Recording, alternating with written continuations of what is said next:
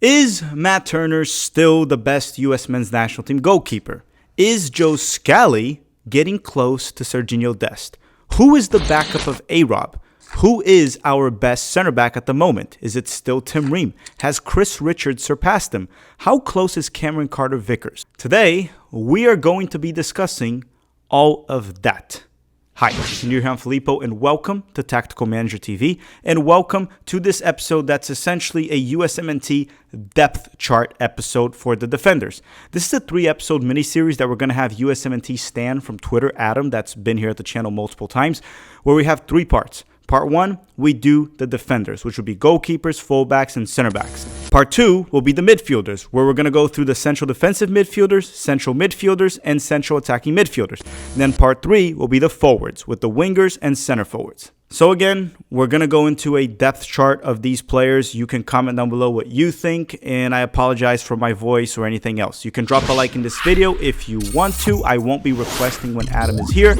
And before we start, a quick word from the sponsor of this video, BetterHelp. And thank you, BetterHelp, for sponsoring the channel. Regardless if you have a clinical mental health issue like depression or anxiety, or if you're just a U.S. men's national team fan struggling with the return of Greg Berhalter. No, in all seriousness, therapy can give you the tools to approach your life in a very different way. So for that reason, we are partnering up once again with BetterHelp. BetterHelp's mission is to make therapy more affordable and more accessible. And this is an important mission because finding a therapist can be extremely hard, especially when you're limited to the options in your area. But when it's online, you can get a therapist from anywhere in the country, sometimes even anywhere in the world. BetterHelp is a platform that makes finding a therapist easier because it is online. It's remote. And by filling out a few questions, BetterHelp can match you to a professional therapist as little as in a few days. And if the therapist that they match you with is not the right fit for you, they will replace him or her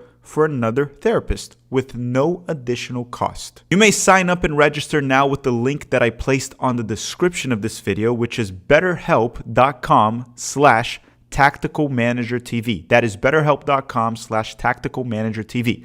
Yes, we used Tactical Manager TV. That link will also give you 10% off on your first month, and in the process, you'll be helping the channel avoid bankruptcy. So once again, thank you, BetterHelp.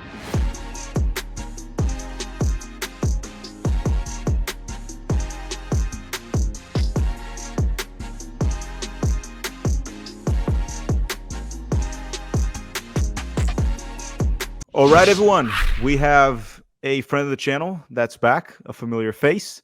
Ethan Horvath's brother. No, you're not Ethan Horvath. You're not related to Ethan Horvath. You promise, right? Yeah, no, I'm not. It's No, okay. yeah, uncanny, I know, but Adam, I do want to say one thing. We're going to do these depth chart videos of defenders, midfielders, and forwards for the U.S. men's national team. There's a lot to debate. There's part 1, part 2, and part 3. And I'm going to tell you one thing. I have a terrible flu while we're recording. And you're a big basketball guy, so get ready for the MJ flu game from Tactical Manager here.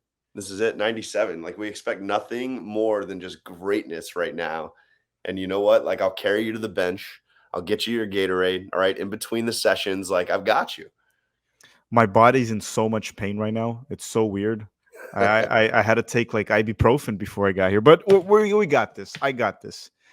We know so much about the U.S. men's national team that even barely functioning, we got this episode. So why don't we start the defenders? And we're just gonna talk about in this episode, which will be the goalkeepers, fullbacks, and center backs. So we're gonna give the goalkeepers first, then we go to the fullbacks. We'll give like 2 or 3 for each position and build our depth chart. You can give special shout outs if you want, and you're obviously allowed to repeat players if you think they're better in that position. That's not an issue. If we start the goalkeeper, can we both agree that Matt Turner is still the number 1? Not really debatable. Yeah, it's an easy one, right? I mean, just got to pencil him in. Nobody's stepped up in the last year plus, right? So and that spot is not as locked in as it was thinking back to the World Cup, you know, like he has opened the door with how the position he's put himself with his club situation. But no, nobody's stepping through the door, right? Like I just don't see it. I don't see who's taking the spot. Yeah, the goalkeeper depth chart, I don't even want to dive into it too much because even Matt Turner being number 1 is a bit awkward because he hasn't been very good for his club. National team, I don't think there's much to complain about him that I can remember. So he has that locked for now, but at the same time, it does feel like it's up for grabs. It's all about someone stepping up. But then you look at the names and players like Gaga Sonina, too young. Chris Brady, probably too young. Goalkeepers take longer to mature.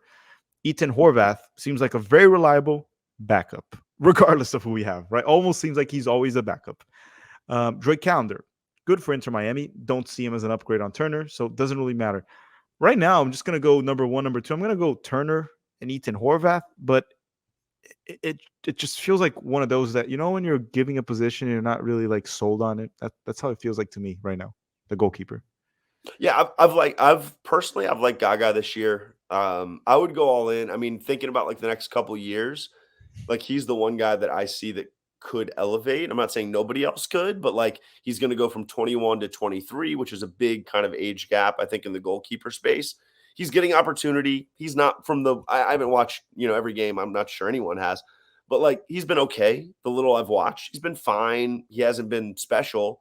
But I would just invest in him, Tack, honestly. And I don't think like if it fell to him, I don't feel any less comfortable with him between the pipes than I would, Horvath or a lot of other people. Like it's very murky once you get past Turner in Yeah, my eyes. My we're talking confidence about level lowers.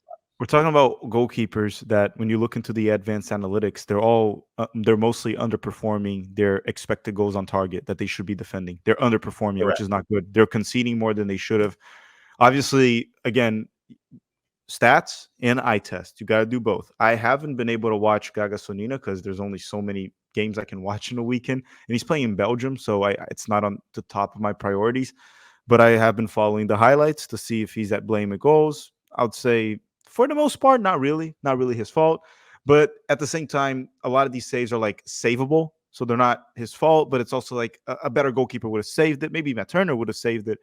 But I'm gonna go right now. Like if we had a game right now, Matt Turner would be my number one. And if he's injured, I would just throw Ethan Horvath at the moment. I agree with you. Maybe 2 years that changes 1 year, but right now I'd probably throw Horvath. What about you? Yeah, I would just go Gaga. I mean, and my main reason for that is I believe in the investment into the future.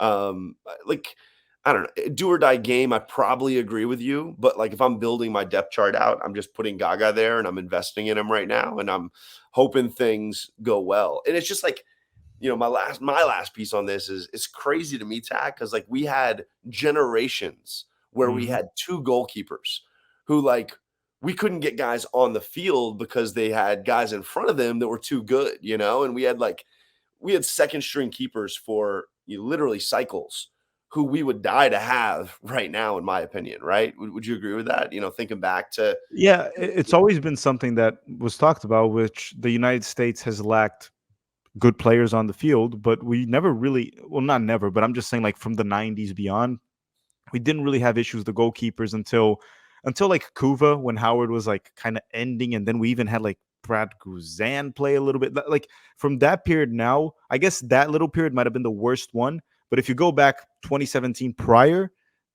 till like the 90s, we always had Suzanne, Friedel, Howard. Friedel, like guys who never really got their chance and in their primes were good keepers, in my opinion, better than what we have now. But it's interesting. But listen, I'd much rather it be the way it is now, where we have depth developing in the real soccer positions and goalkeeper, we're struggling to find. I would take that every day of the week. And at the end of the day, Turner has been kind of reliable, so we can't complain. But let's move on Yeah. to the most interesting. Well, actually, this one's going to be super quick. Right back, I'm just going to go Destin Scally. I don't think there's Yes, much to Scally. debate.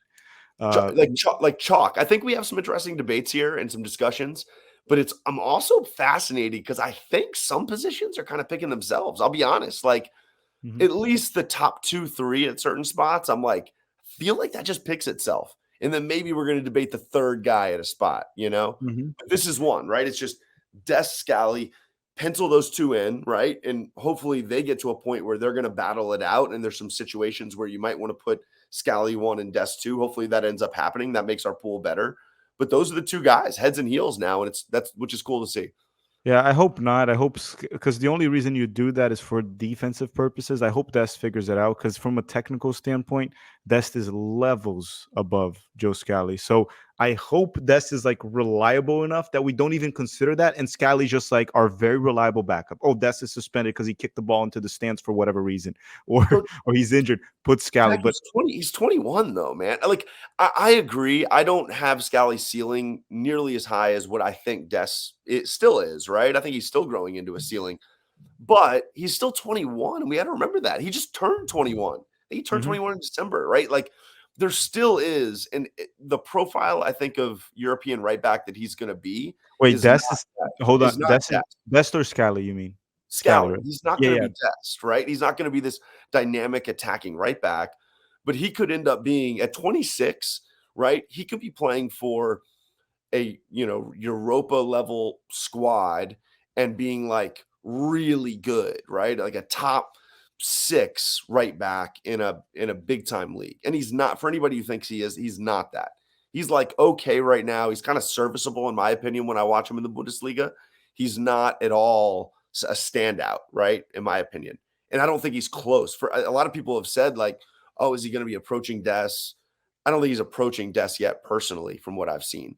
But hopefully he does. I mean, listen, he's 21. Hopefully he can elevate and challenge, but we'll see. Yeah, I think he won't really ever reach Dest's level. I think Dest is making good stride this season as well. Defensively, I mean, Dest was surprisingly good defensively against Dortmund. That was a bit of a surprise because that's finally a good opponent, and then he was like very solid. And then off on offense, he offers a lot. He's Uh, been good. He's got four and four four assists this calendar year. five, Like he's five, five. playing. 5, yeah, he's playing, Mm. man. Okay, so let's go to left back. And left back is an interesting one because the number one is clear, no debate. It's A Rob. Easily our best left back, arguably our best fullback in general right now. A Rob. Arguably, no, our best fullback at the moment in general. Anthony Robinson from Fulham.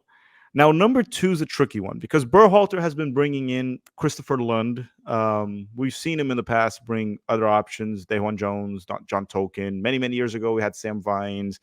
No one ever really grabbed that backup position, which to me, that's the one thing I agree with Berhalter. His backup left back is probably Scally or Dest right now.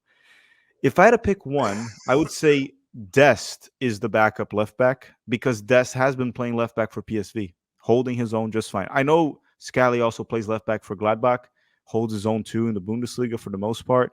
But again, we talked about how Dest is ahead of Scally. And so if I had to build my depth chart right there as number one and two, be A Rob. And then if he can't go, maybe I would put Dest as a left back because he's been playing quite a bit. Even though I don't like Dest cutting inside with Pulisic, that's the only issue I have. But if you have Dest or Scally, you can even alternate them. If it's not working, you put Dest on the right, Scally on the left. But probably go just straight up looking into quality, forgetting tactics for a second, just quality. I'll put A Rob first, Dest second. Scally's my number three. And then after that, we start talking about Lund and all those guys, which like if it's a World Cup today, I hope players like that, no offense to Lund, just from what I've seen, I hope they don't see the field. That's my overall Oh point. yeah. So No. A Rob, Dest for me. I don't know if you put Scally or Dest on the left. Make your Yeah, point there. I'm opposite of you. I would go Scally, and I'm really you and I were talking about this last year on a video at one point, and I'm really passionate about it as a path forward for us. I think it's left back, stay home, right? And I think that allows us to play. We get to center back in a minute. Allows us to play guys like Ream and Brooks, maybe who are a little bit slower and less reliable defensively in terms of their speed, but have more support on that side, right? Thinking back to what we I think we've seen us do this right in certain games and give support on that side.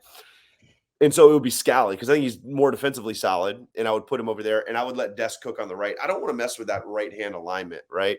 To your point about why is it Dest over Scally, it's also like the Dest Weah insert midfielder, right? It's just so dynamic. The way that we, I think, progress the ball up the right, I don't want to mess with that. I think that's Mhm. untouchable for me.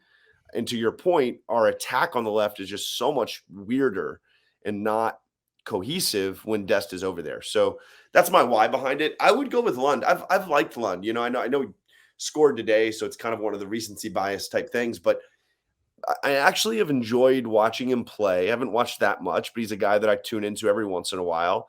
But I'm not overly passionate about it. It's Seems more of an competent, honorable right? mention. He seems competent. Seems competent. Yeah. he's technical enough, um, and confident enough. That's the thing.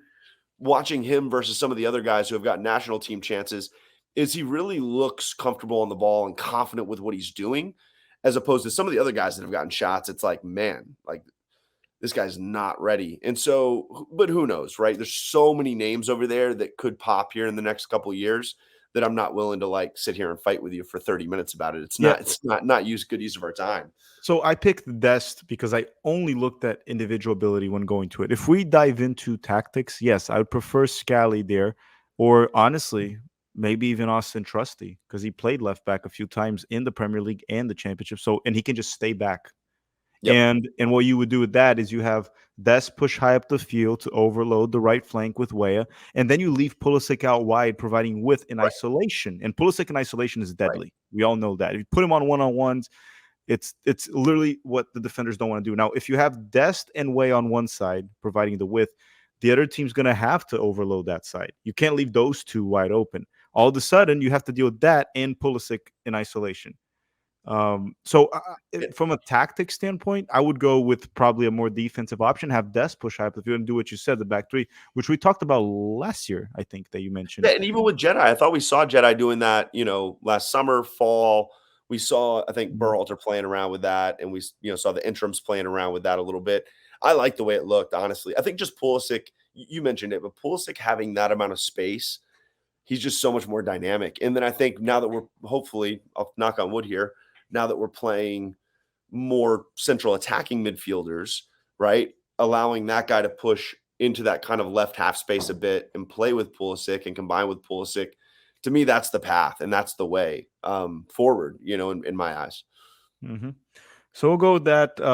A bit of a discussion. At the end of the day, I'm keeping that because I'm doing it just based of individual. You did it based off like a little bit of tactics there, which I'm assuming even when I mentioned Trusty, it's probably someone you would consider as well for the left back, I guess, Yeah, for if you're going sure. that route. Especially Yeah. for doing stay at home, right? Yeah. I mean, Mhm. it's a good shout. I didn't really think about it, but I think it's a good shout if you're Yeah, going that way he's tactically. played enough left back to give us confidence that he would hold his own, right? Playing the Premier League as a left back, you can hold your own for the most part, especially if he has to stay back. He can do Yep. that. Um, Center backs. In center backs, what we're gonna do, I want us to pick four. Why do I want us to pick four? Because normally we play with two, so it'd be essentially two and two backups. I know sometimes we can go back three. But we're not gonna go six into the depth chart because even if we play a back three, we might still only have like four center backs in the roster.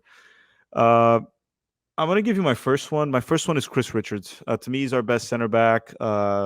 One of our most technical center backs. Very smart. Can play different positions. Dude played a six for multiple games Crazy. in the Premier League. Held his own. Crazy. Super athletic. Um, Everything about him is really good. High soccer IQ, technique, everything. So he can pick a pass.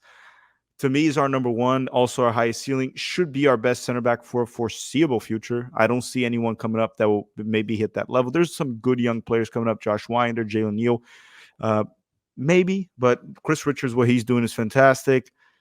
Probably going to be a starter for Crystal Palace in the future going forward. Mark Gahey might leave, and even if he doesn't, it looks like they might play a back three. I love Chris Richards, great player. He's my number one. Is he yours too? I'm assuming. Yeah, locked in. I mean, Yeah. it's yeah. Who's number two for you? Yeah, no, number 2 for me right now is CCV, and that's just because I Ahead of Ream. feel ahead of Ream, and I'd say right now because the way I would line up, if you wanna know if we're playing a massive game tomorrow, is I'm putting Richards on the left. I think he's good enough there. He's proven he can play on that side, and I'm putting CCV on the right. And I just like the blend of athleticism we have with that. I like the blend of how solid those guys are, both defensively and on the ball. CCV has come a long way on the ball. My biggest knock on him, like thinking back to 3-4 years ago when he was in the championship, was I just actually didn't think he was very good on the ball. I didn't think there was a big gap between like him and what we were seeing out of Zimmerman. Just being honest with my analysis. And I think that getting to play on the ball, like that's the nice thing about Celtic, right? Is they dominate the ball in that league. Mhm. So he gets to play on the ball and he has to find ways to break down blocks in that league. And he's had to find ways to like be more productive on the ball. I think it's made him way better. I think it's made him even more press resistant, right? Which they don't get pressed that much in that league, but he just has gotten better on the ball. So that's my number one pairing right now. Reem has been, and I don't want to like totally conflate national team to club, but he's been really, really worrisome with club. like when I've watched him this year, almost every game I've watched, and maybe I've just caught the wrong ones. I've been like, whoa, Tim, like you just look worse. You look like the guy that I saw 2 years ago, not the guy that I was watching, or 3 years ago, not the guy I was watching last year and the year before. So that's where I'm at with it. Those would be my top two, and that's how I would go out and start it. So I would still keep Reem number 2 for me. Um, the main reason for that is you're right. Tim Ream definitely looks more shaky this season, which is why he's even no longer a locked in starter. He's in and out of the lineup, got injured, came back, started a few games, bench. He's a backup for Fulham nowadays. But I just think that it's like there's a difference between looking shaky in the Premier League and looking shaky Sure. in Scotland, right? That's the main reason.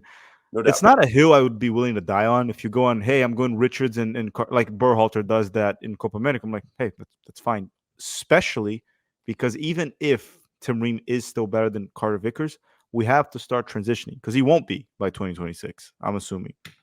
So if I had to do right now, my starting center back would be Ream and Richards. Ream on the left, Richards on the right. I think that's a very good mix too. And I'm sure you wouldn't also die on this hill. You'd probably be comfortable with those two.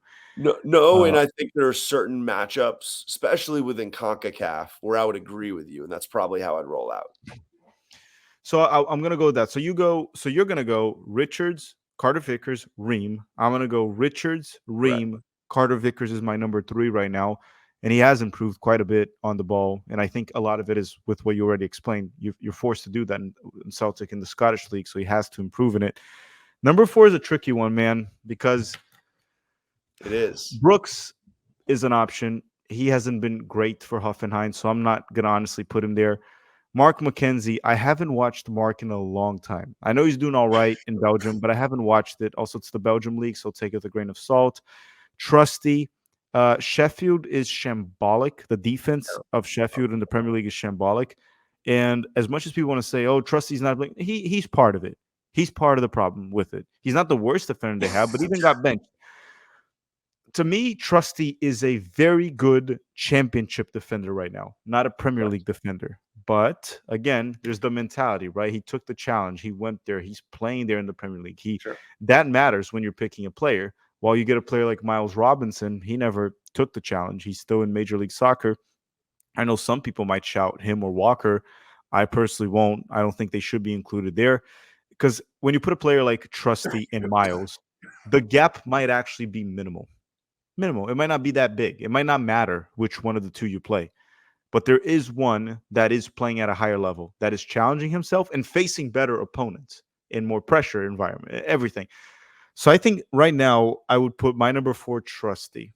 My number 4. Now I just want to give a shout out. I kind of mentioned Jalen Neal, Josh Winder. There's some nice young center backs coming up that could eventually come in. We saw Jalen Neal show his talent last season.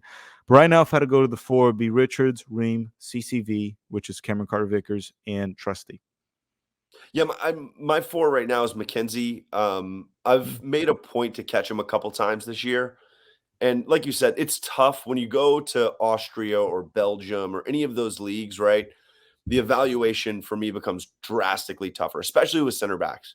Because a lot of times our guys are playing on the better teams in those leagues, and it's just not a one-to-one, right? Like, Well, and if they're not playing the better teams, then they probably should be in the national team for those for leagues. sure. Oh, yeah, no doubt.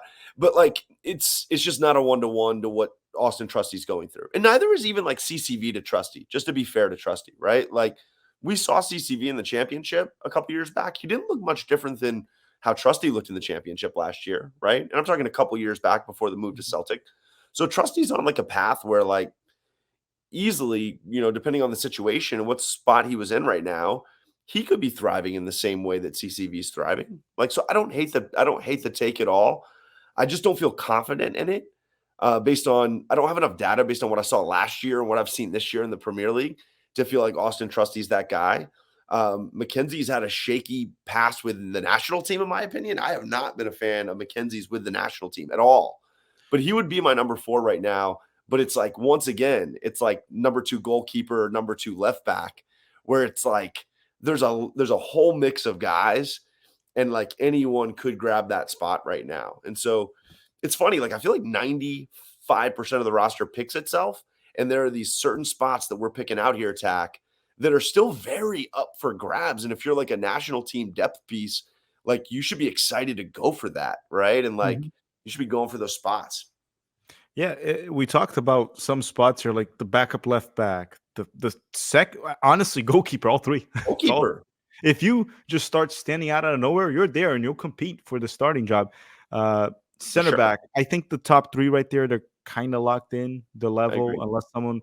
But the fourth one is just kind of like if you step it up somewhere, if like tomorrow Maloney is playing as a center back for Heidenheim, holding his own in the Bundesliga, dude, you become an option, man, as the fourth one. It can happen.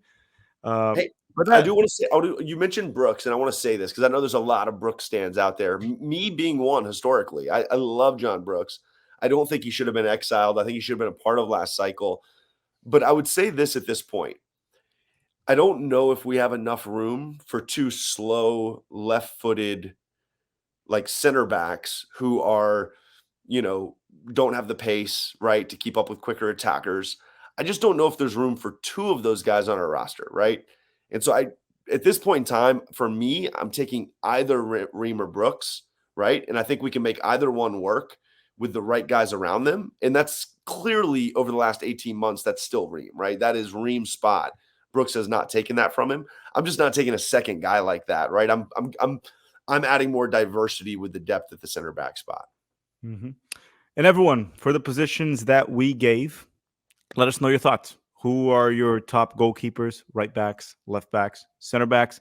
Make sure to follow Adam on Twitter. You can see the handles like right below his head right there. Thanks for watching. And we're going to get part 2 out the day after this one. So if you just watched it on the day this was out, next day you'll have part 2, which is the midfielders. Then the day after, we'll release the forwards. Thanks for watching. Drop a like before you go and have a great day. Bye bye.